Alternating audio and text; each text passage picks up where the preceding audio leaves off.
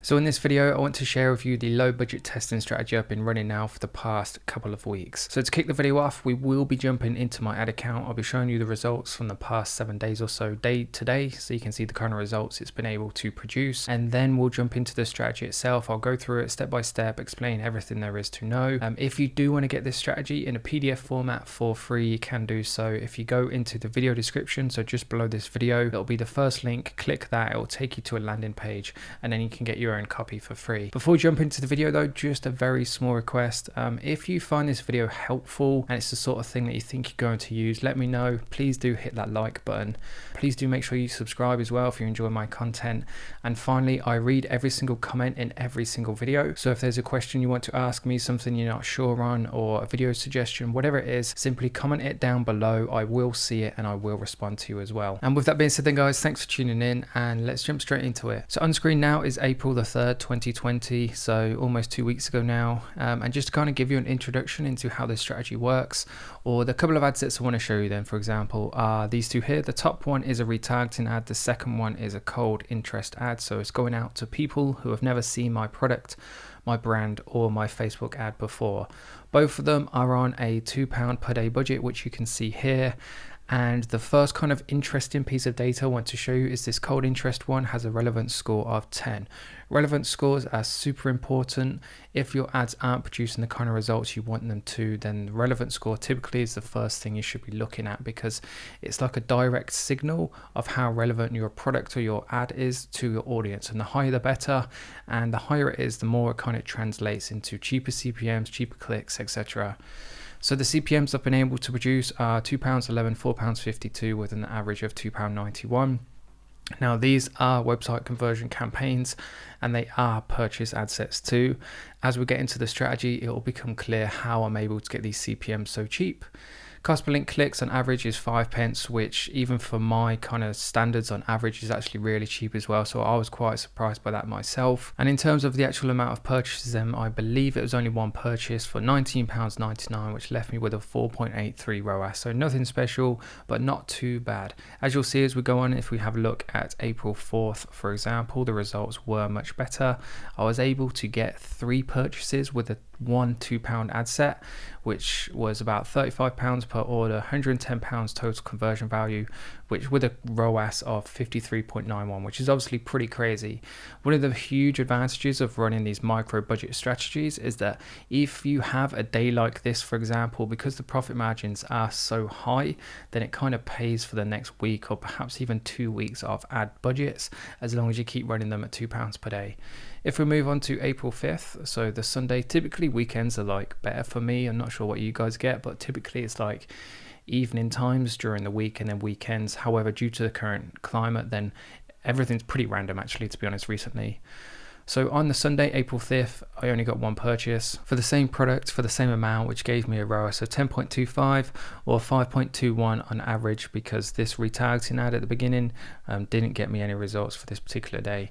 If we move on to April 6th, I got absolutely nothing on this day. And this is kind of like, I was going to say it's a downfall to the strategy, but it's not really. When you're spending £2 per day per ad set, then you're going to have like really inconsistent results. Everybody knows that Facebook works on bigger budgets because the more data it has, the more consistent it can be. So that is kind of like one of the things to keep in mind, is that if you don't get sales for a couple of days, so if we take a look at April 7th, I got nothing this day as well, then don't worry about it, because you are spending such small amounts. Then you will see these inconsistencies. One thing to point out is the relevance score for this particular ad set has been pretty high and consistent all the way through, which is obviously a really good thing. And then if I just put this to lifetime, have a look at the results over the course since I started running these ad sets. I've had 23 purchases, £2.70 per purchase on average, which is crazy cheap even for me. However, during these current times, if you get the right products, and these kind of results are achievable. Both the relevant scores for both of these ad sets are pretty high, which is obviously a really good sign, which leaves me with a 14.32 ROAS on average. I can refresh this page as well, so you can see indeed that these results are real and are achievable for you too. You just have to have the right product and put it in front of the right audience. Now, that being said then, how does the actual strategy itself work? So to start it off, the objective being a testing strategy is to identify the best performing audiences and then scale the winning ones. When it comes to running Facebook ads, you should be doing one of two things. Number one is testing, or number two is scaling, and your budget changes depending on what your objective is. So if you're on a low budget, for example, the best thing to do is use a really small budget to test, to find which audiences are performing the best, and then kind of split your budget up and spend the majority of it on scaling, because the more budget you put to an ad set, then the more data can go through it, the faster it can optimize, the more consistent and more profitable the results can be. Per ad set then, the only thing that's going to change is the detailed targeting section. We're going to target one interest, and we're going to narrow this with engaged shoppers.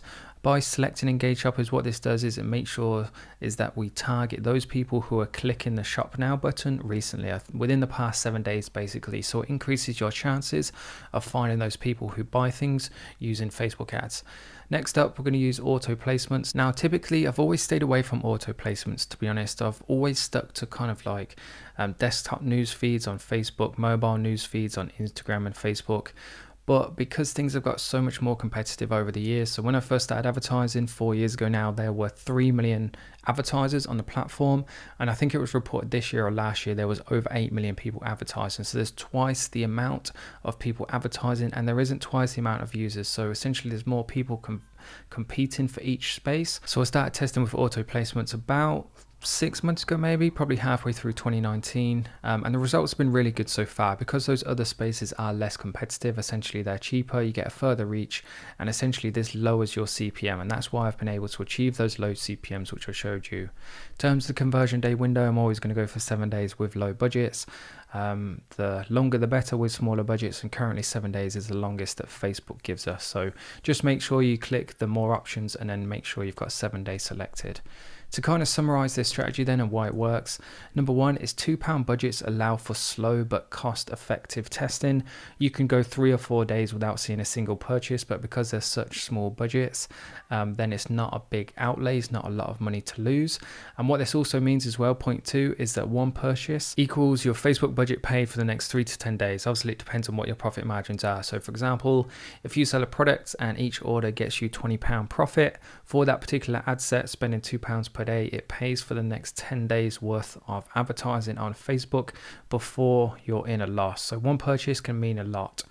Point number three, by using engaged shoppers, I've already mentioned this, is you ensure you're targeting people that are currently shopping, are still shopping, because by selecting that, essentially it includes everybody who has hit the shop now button on other people's Facebook ads in the past 7 days. And then the last point, auto placements. By selecting this, you open up those cheaper places, those less competitive places to advertise, which in turn increases your reach for the same budget and makes your CPMs cheaper.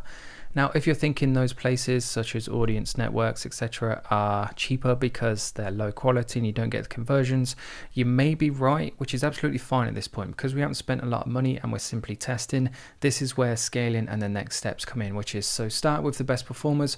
When you've ran these 3 ad sets for at least 5 days, I'm a really big believer, by the way, of I would much rather split my budget over the course of, say, a week versus 1 or 2 days. So once you've run these for at least 5 days, if not 7, start with the best performers, look through the breakdowns, and then narrow and increase the budget / duplicate by 10 days. So if you do like this micro budget strategy, what you could do is you could duplicate the ad set 10 times. So you essentially you're spending $20 per day. You can see the individual results per ad set, and then you can just kill the ones which aren't profitable and continue to scale and increase the ones that are. So when I say look through the breakdowns, essentially what we do, if we come onto here and use these two as an example, if we select this breakdown tab here on the right, we can go by delivery, and if we go by gender, it's going to tell us where the purchases are coming from. So essentially across these 2 ad sets, it seems pretty kind of similar actually. 3 for female, 2 for male, 1 for uncategorized. But then that's interesting. In fact, for the cold interest targeting, we've got 15 purchases for males, 2 for females. So essentially that would be where you would narrow and then start to scale on the males. And then if we move to, let's go for placement. And once this loads up, then we can see where all the data has come from. So there's been 6 purchases in total for this retargeting ad, and every single one, which is quite interesting, has come from the Facebook newsfeed on a mobile device.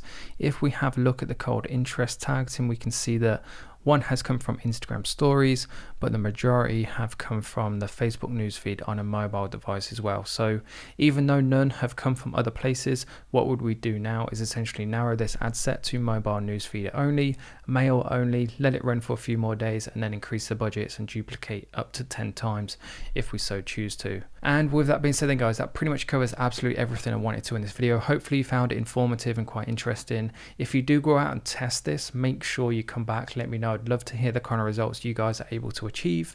Please do make sure you hit the like button if you enjoyed the video. Please do make sure you subscribe for 4 to 5 videos every single week. And of course, any comments or questions that you want to ask me about, simply post them down below. Before I end the video then, I just want to introduce you to my e-commerce training program, which is called Ecom Academy. There's been a lot of people asking me if I have some sort of training program or mentorship program, and they didn't realize I had this. So for all those interested, there will be a link in the video description. Make sure you head across, you can see all the different kind of content and support and resources that you get, all the different testimonials, etc.